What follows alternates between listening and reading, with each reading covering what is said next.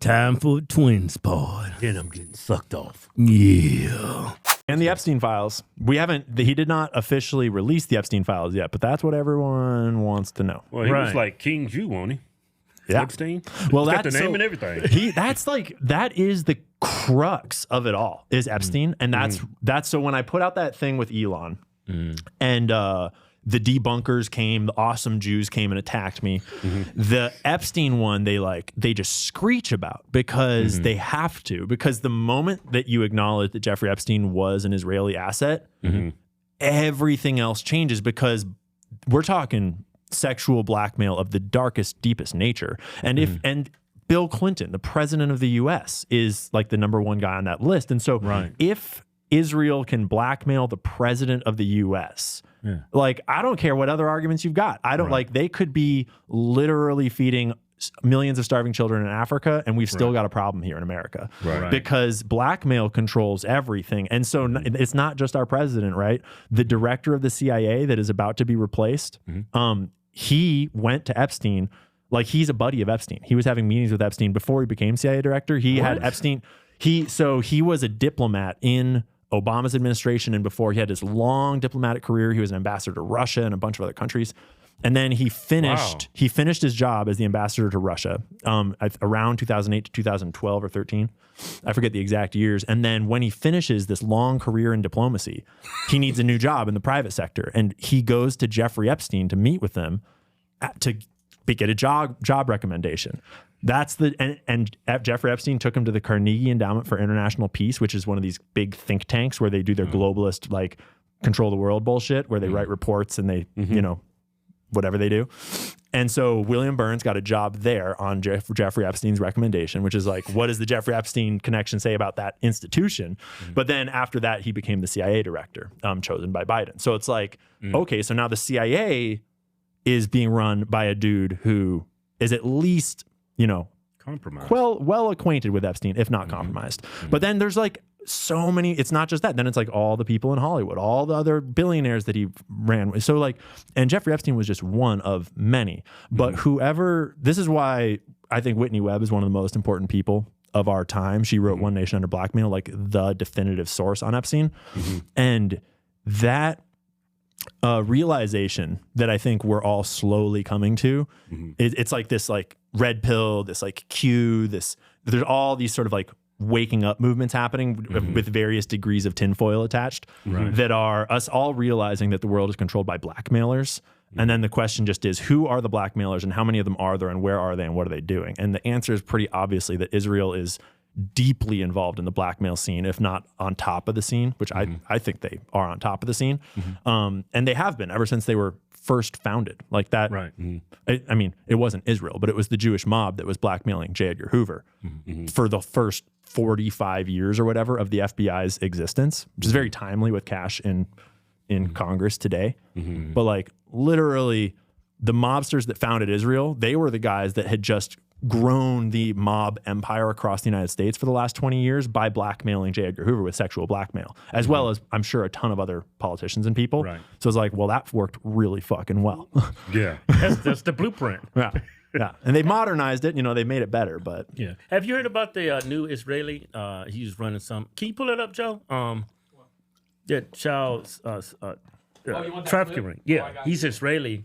I forget his name. Oh, did he get arrested in Miami or something like that? I think a couple days ago. Oh, I don't know about a couple days ago. But I think he got arrested in another country. I forget the country. Oh, I don't think I know what you're talking about. Yeah. But yeah, they just keep on coming out. They're just like sex trafficking ring after sex trafficking ring. And earlier this year, we had the CEO of Abercrombie and Fitch. Right.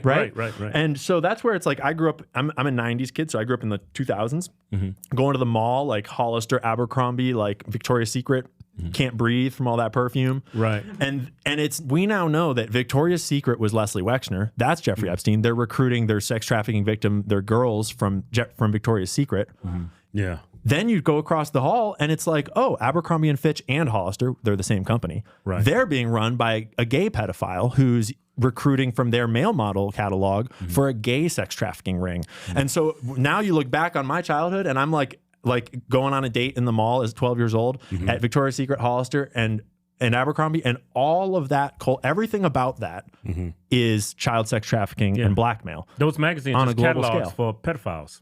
Bingo. To look at. Yeah, and it's that just blows my mind. It's like we have to rewrite our entire. Oh, that's it. Yeah, it was arrested. Interpol arrested. Yeah, I did see that. Your altar. I don't know anything about the guy. No one's talking about it. Yeah. Leader of. So this is where it's like I get careful when I find a clip like this. I always try to do my own research on it because it says leader of one of the largest child trafficking rings in the world.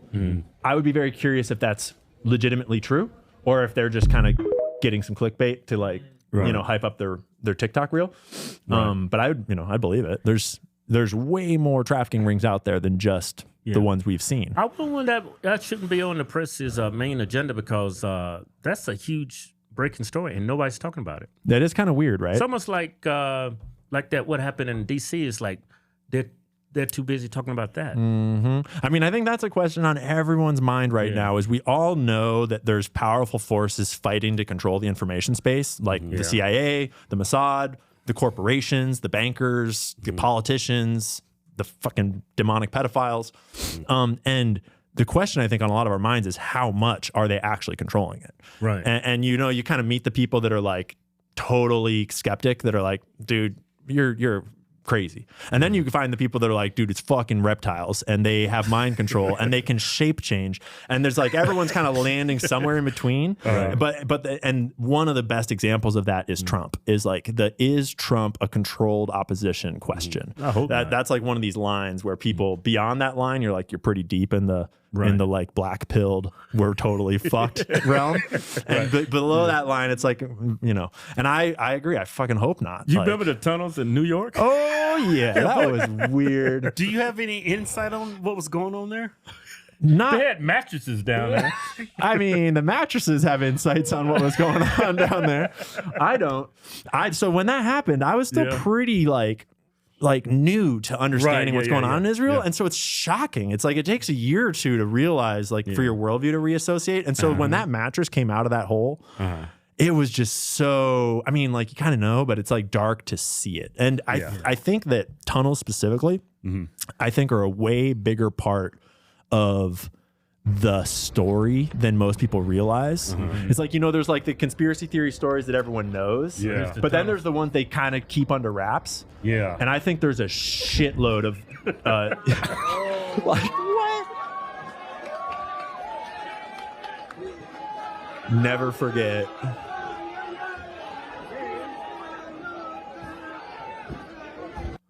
And that's not the only instance of tunnels. By any means. Hey, I'm Brianna from New Jersey, and I just won this F-250 Tremor Edition from official Hodgetwins.com. Go check it out, and you could win one too. 10,000 big ones. 10,000 big ones? Congratulations, Brianna. Hey, give her a hug. Yeah. And look what you can win next. Time's running out. So, Ram 2500 47 edition. When you enter to win this, you also enter to win this.